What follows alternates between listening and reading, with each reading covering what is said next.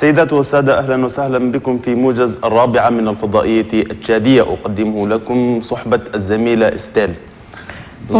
Bonsoir Chérif, mesdames et messieurs, bonsoir et bienvenue au flash de 16h sur Télétado.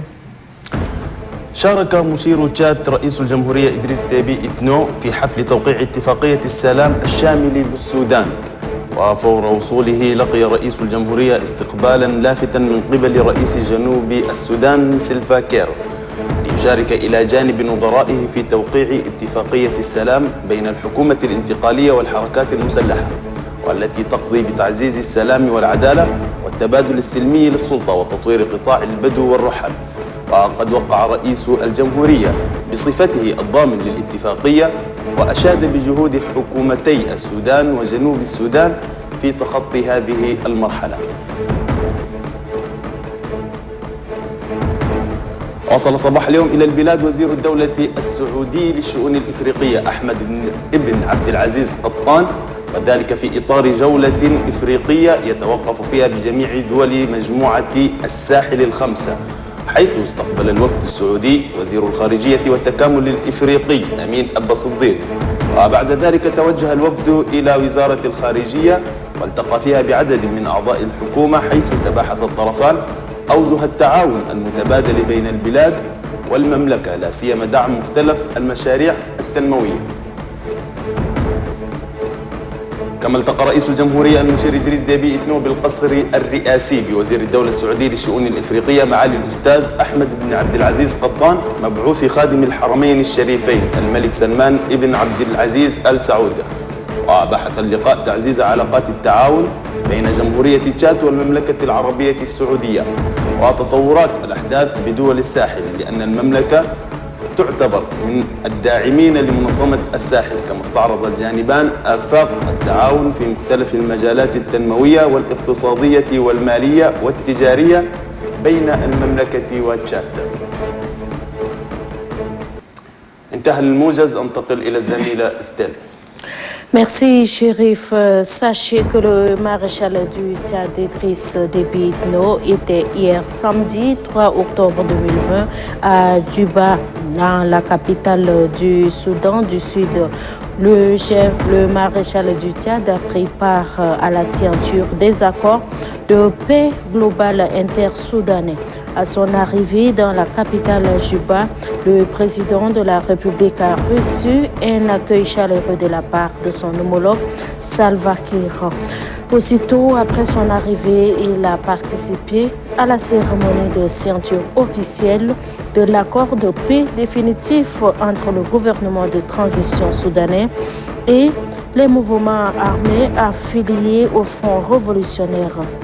Le pacte, composé de 8 protocoles couvrant des questions de propriété foncière, de justice traditionnelle, de réparation et compensation, développement du secteur nomade et pastoral, de partage des richesses, de partage du pouvoir et retour des réfugiés et déplacés. Son respect ne souffrira d'aucune ambiguïté, s'engagent les signataires qui se sont relayés à la tribune. Le maréchal du Tchad, Idriss Déby Itno, a également signé l'accord en tant que garant et a prononcé un discours dans lequel il a dit tout le bien qu'il pense de cette étape que viennent de franchir les Soudanais.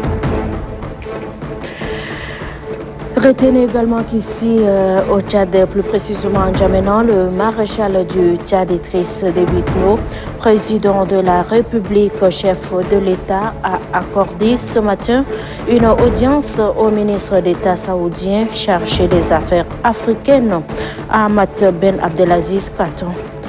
Le ministre est porteur des messages verbaux du serviteur des deux saintes mosquées, le roi Salman Ben Abdelaziz Al Saoud. Le maréchal du Tchad et l'émissaire saoudien ont, au cours des échanges, fait le tour de la coopération bilatérale. Puis, le ministre d'État saoudien des Affaires africaines, Ahmad Ben Abdelaziz Qatar, est accueilli ce matin à l'aéroport international Hassan Diamous de N'Djamena par le chef de la diplomatie tchadienne, Amin Abba Siddiq. Le diplomate saoudien est arrivé à N'Djamena dans le cadre d'une tournée de renforcement des relations avec les pays du G5 Sahel. Au ministère des Affaires étrangères, de l'intégration africaine et des Tchadiens de l'étranger, le ministre saoudien a eu des échanges avec son collègue Amin Abba Siddiq, qui avait à ses côtés le ministre des Finances et du Budget, Tahir Hamid Guelen, et le secrétaire d'État à l'économie et à la planification du développement, Abderrahim Younous. Ensemble, ils ont fait un tour d'horizon sur l'état de coopération exemplaire entre le Tchad et le Royaume d'Arabie Saoudite. Enfin, un logement pour tous, un meilleur avenir urbain. C'est le thème retenu cette année pour la Journée mondiale de l'habitat édition 2020 qui sera célébrée demain 5 octobre 2020.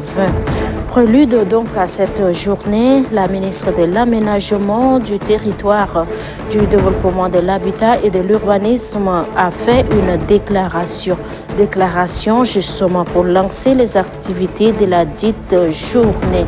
Cette journée offre l'occasion pour le ministre en charge de l'habitat de lancer un processus qui se déroulera sur l'ensemble du mois d'octobre, appelé encore mois d'octobre urbain. Cette journée, bien entendu, s'articulera autour des débats axés sur différents thèmes. Et c'est sur ce que se referme ce flash d'information de 16h sur Télé-Tchad. Mesdames et messieurs, merci d'être de notre, surtout, bonne suite de programme sur Télé-Tchad. إلى اللقاء.